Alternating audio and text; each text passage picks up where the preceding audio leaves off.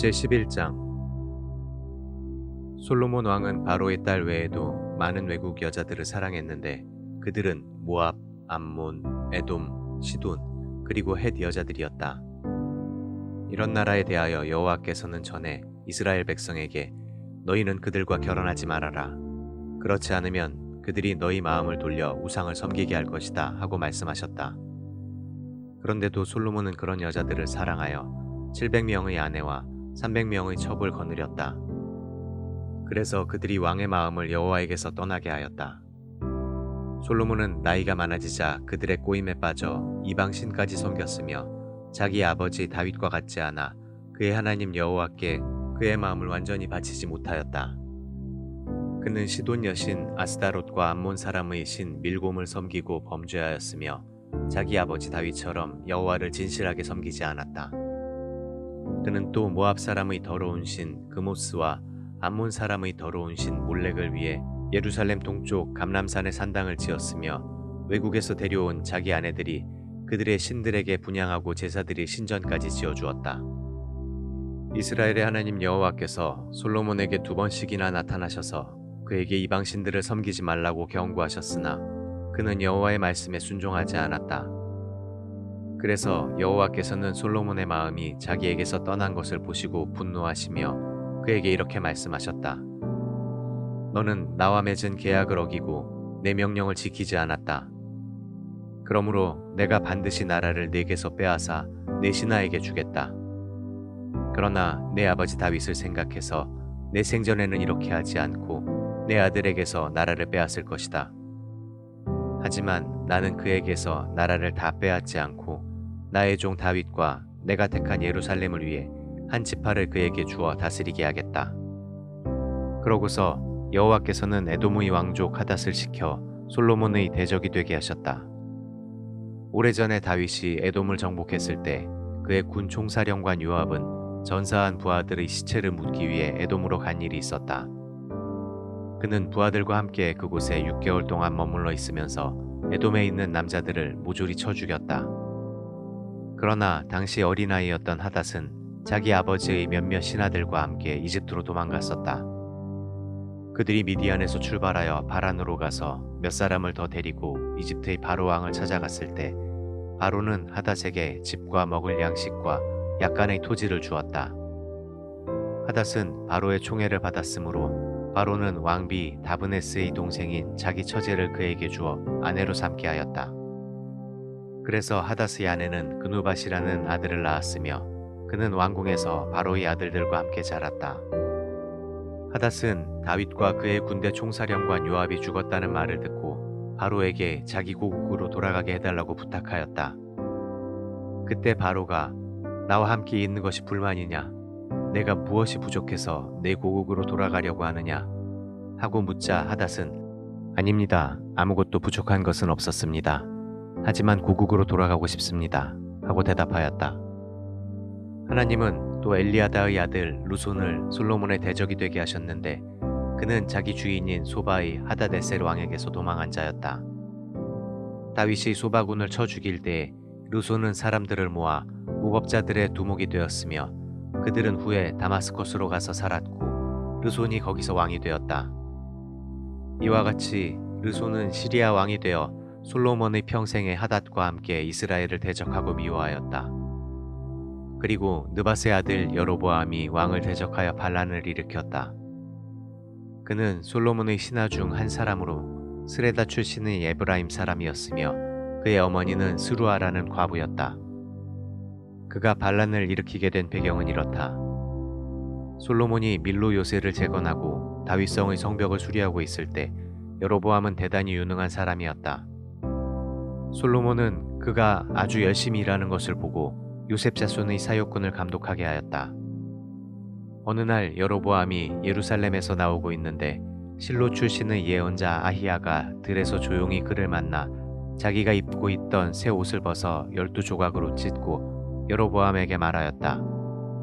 당신은 이 중에 10조각을 가지시오. 이스라엘의 하나님 여호와께서 당신에게 이렇게 말씀하셨소.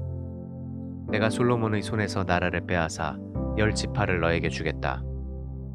그러나 내 종 다윗과 내가 특별히 택한 예루살렘 성을 위해서 한 지파는 솔로몬에게 남겨둘 것이다. 내가 이렇게 하는 것은 솔로몬이 나를 버리고 시돈의 여신 아스타롯과 모압의 신 그모스와 암몬의 신 밀곰을 숭배하며 그의 아버지 다윗을 본받지 않고 나에게 불순종하며 내 앞에서 옳은 일을 행하지 않고 내 법과 명령을 지키지 않았기 때문이다. 그러나 내가 택한 내 종 다윗이 내 명령과 법을 지켰으므로 솔로몬의 생전에는 내가 나라를 빼앗지 않고 그가 다스리게 할 것이다. 하지만 그의 아들에게서 나라를 빼앗아 10지파를 너에게 주고 그 아들에게는 한 지파만 주어서 내가 경배를 받으려고 택한 예루살렘 성에서 내 종 다윗의 자손이 항상 다스리게 할 것이다. 이제 나는 너를 이스라엘의 왕으로 삼아 내가 원하는 대로 다스리게 하겠다. 만일 내가 나에게 철저하게 순종하고 내 뜻대로 살며 내가 보기에 옳은 일을 행하고 내 종 다윗처럼 나의 모든 명령을 지키면 내가 언제나 너와 함께하여 내가 다윗에게 했던 것처럼 너를 축복하고 내 자손이 계속 이스라엘을 다스리게 하겠다.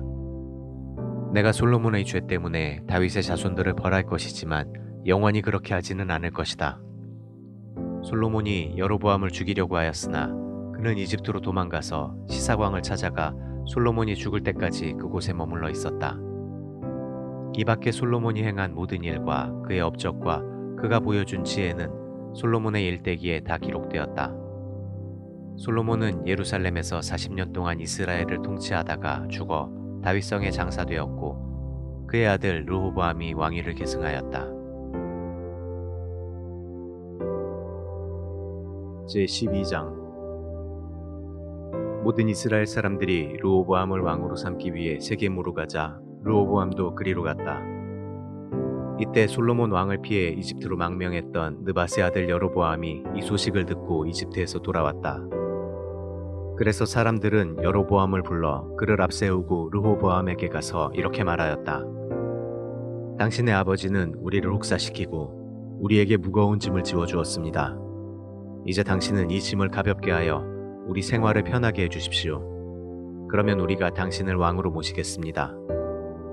이때 르호보암이 갔다가 3일 후에 다시 오시오 하자 백성들은 일단 돌아갔다.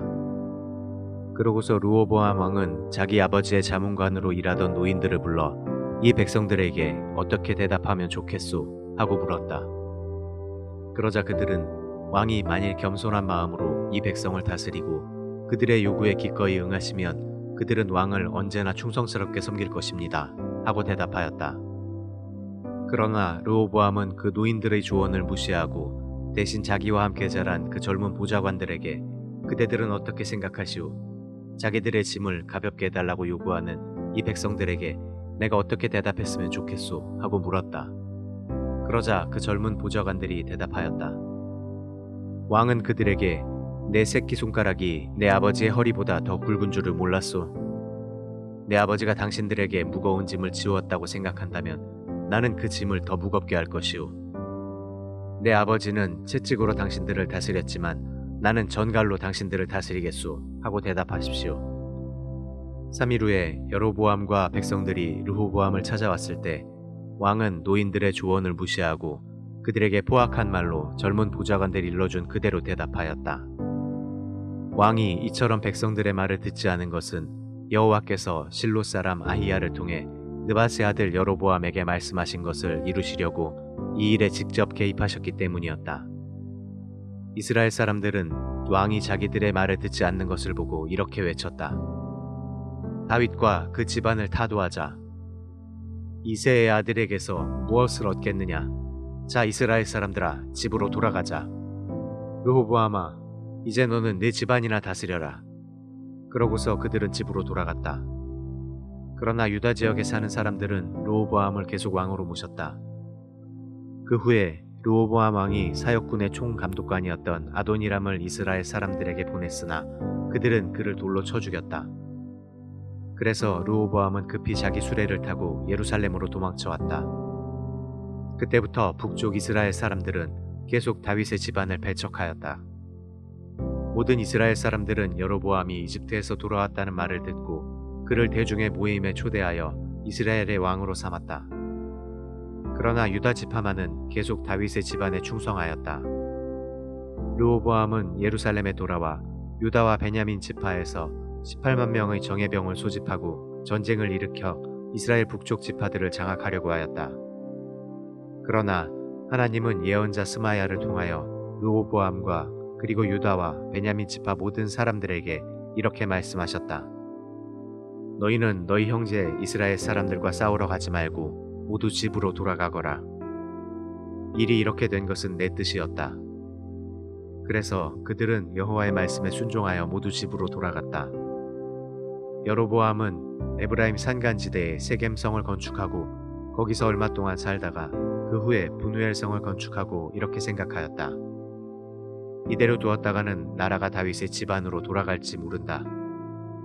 만일 내 백성이 예루살렘 성전으로 가서 여호와께 제사를 드리게 되면 그들이 다시 유다의 르호보암을 왕으로 섬기고 나를 죽일 것이다. 그래서 그는 자기 보좌관들과 의논한 끝에 금송아지 2마리를 만들어 놓고 백성들에게 말하였다. 지금부터 여러분은 예배하러 예루살렘까지 올라갈 필요가 없습니다. 이스라엘 백성 여러분, 이집트에서 여러분을 구출해낸 이 신들을 보십시오. 그러고서 그는 그 금송아지 우상을 하나는 베델에 하나는 단에 세워두었다. 이 일이 죄가 된 것은 백성들이 베델이나 단에 가서 그 우상들을 섬겼기 때문이었다. 여로보암은 또 산당을 짓고 레위 자손이 아닌 사람을 제사장으로 세웠다. 그는 8월 15일을 유다의 명절과 비슷한 명절로 제정하고 베델에서 금송아지에게 제사를 드리고 분향하며 산당에서 일할 제사장들을 거기서 정식으로 임명하였다.